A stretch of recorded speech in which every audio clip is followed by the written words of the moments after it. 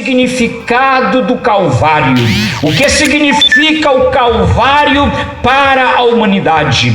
Todos os livros que são escritos, todas as poesias que são versadas, todos os livros que são escritos de história, todos os livros que são escritos de outros temas específicos, eles vão narrar assuntos específicos. Porém, a Bíblia Sagrada, ela nos narra esta noite, ela nos deixa bem claro e bem entendido um cenário totalmente oposto, um cenário totalmente diferente de todos estes que nós vemos diariamente. Pois nesse texto nós encontramos a pessoa primordial do Filho de Deus, do Cristo, o Salvador da humanidade.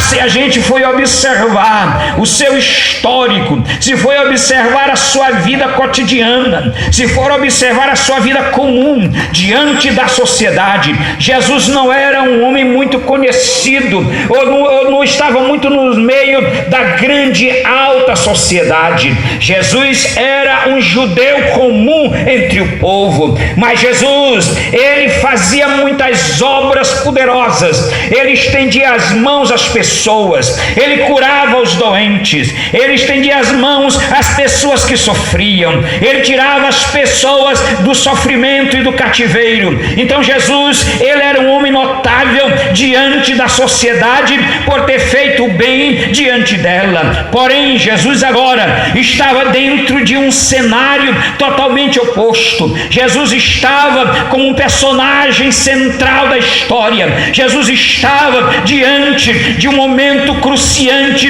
da história da humanidade. O texto nos relata que Jesus estava no centro de um local específico. Jesus estava no meio de pessoas que eram condenadas pela sociedade. Jesus estava diante do Calvário. Jesus estava diante do Calvário. O Calvário era lugar do cativeiro. O Calvário era o lugar onde se colocavam os maiores marginais do mundo de então. O Calvário era um local onde as pessoas queriam se livrar do outro malfazejo, e Jesus estava agora no centro da expectação daquela humanidade, daquele povo, daquela sociedade. Jesus estava no meio de dois representantes, de pessoas que a sociedade colocava no mundo do escanteio, colocava como produto cruel da sociedade,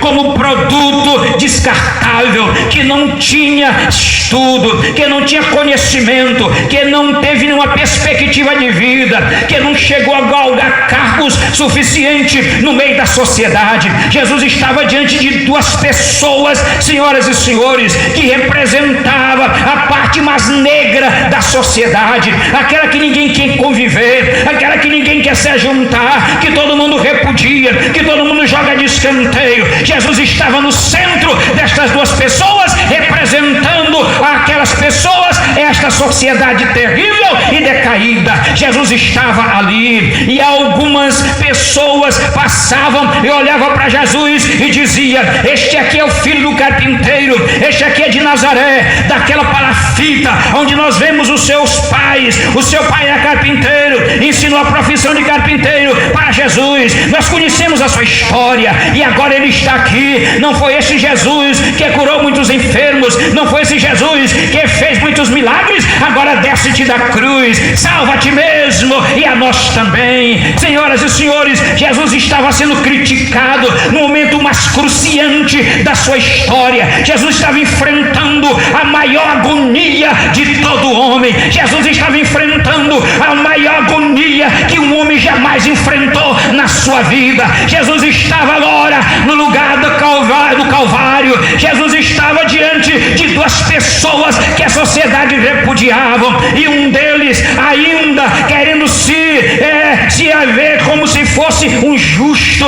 Ele olhou para o companheiro e disse assim: olha, neste aqui, esse disse: Jesus, salva a ti mesmo e a nós também. Aí o companheiro olhou para ele e disse: nós estamos aqui, nós reconhecemos os nossos erros, nós somos julgados, nós somos condenados pelo governo de Roma, nós somos condenados pela justiça de Roma, pelos nossos atos que fizemos, mas esse justo aqui nada fez. Ele era justo, ele era perfeito, ninguém podia condenar ele, mas senhoras, ele estava no meio daquele calvário, ele estava no meio daquela situação terrível da história, e ele olhou para Jesus e disse assim: Senhor, lembra-te de mim quando vieres no teu reino. Jesus olhou para ele e disse assim: hoje tu estás comigo no paraíso. Bendito seja o santo nome do Senhor para sempre. Senhoras e senhores, esse é o momento áureo que o Senhor dispensa na sua agenda para te dar uma oportunidade. Está esta noite aqui a mensagem do Calvário, está esta noite aqui a mensagem da cruz, está esta noite aqui a mensagem que resgata o oprimido, resgata o marginal, resgata o aflito, resgata aquele que a sociedade repudia e coloca no lugar que ela deve estar. Está aqui aquele que não tremeu a cruz, aquele que não enfrentou a morte, aquele que enfrentou as dificuldades, mas ele está aqui esta noite para salvar a tua alma. Bendito seja o nome do Senhor para sempre. Glória a Deus. Mas, senhoras e senhores, aqui estava alguém ainda muito importante da sociedade.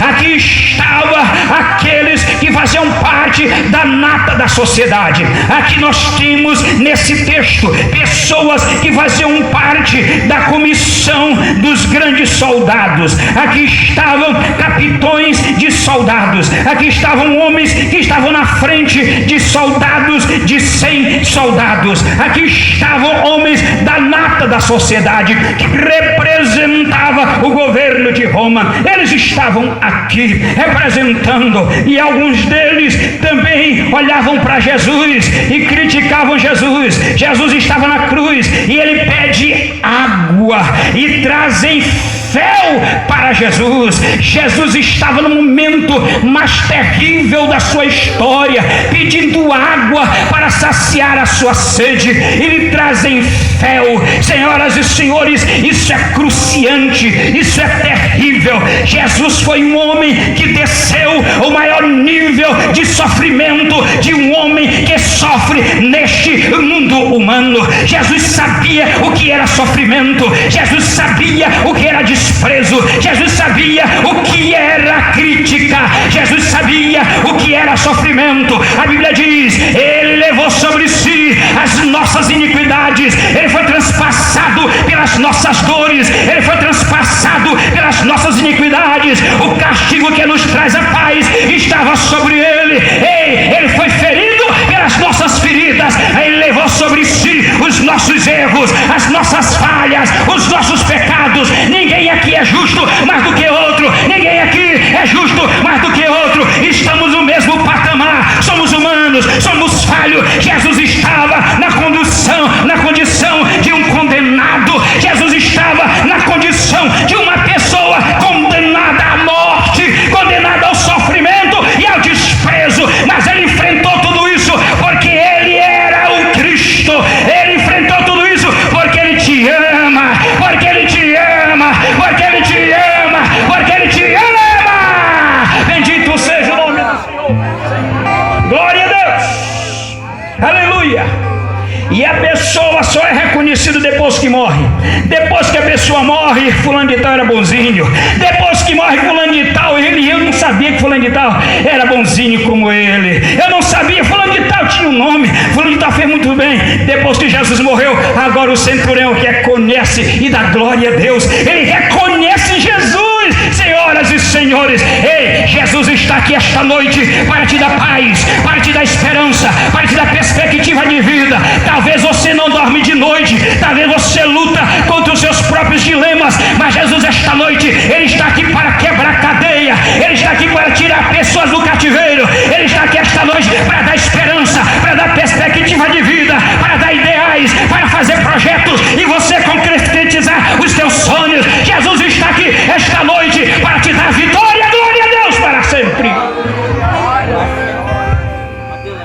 A Bíblia nos informa nesse texto, senhoras e senhores, que tinham também aqui as mulheres. Tinha várias camadas sociais, e as mulheres que são sentimentalistas, as mulheres que são emocionalistas, as mulheres que sentem mais do que os homens, muitas das vezes elas estavam aqui. E a Bíblia diz que numerosa multidão do povo, e também mulheres que batiam no peito, lamentavam. Porém Jesus, voltando-se para ela, disse: filhas de Jerusalém, não choreis por mim, chorai antes, pois vós mesmas e pelos vossos filhos. Jesus, naquele momento, ele queria que aquelas mulheres não chorassem por ele. Já tinha passado o momento de choro. O momento de choro não era por Jesus agora.